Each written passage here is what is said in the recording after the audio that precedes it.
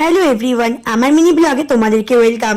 দিনটা ছিল 23শে এপ্রিল, মানে হনুমান জয়ন্তী। সেই উপলক্ষে আমাদের বাড়িতে একটা ছোট্ট করে পুজো হচ্ছিল।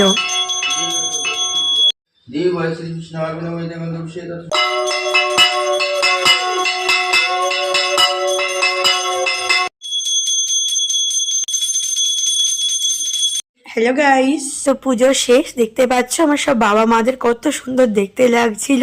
আর প্রতি বছরে কিন্তু আমরা এই দিনে পুজো করে থাকি।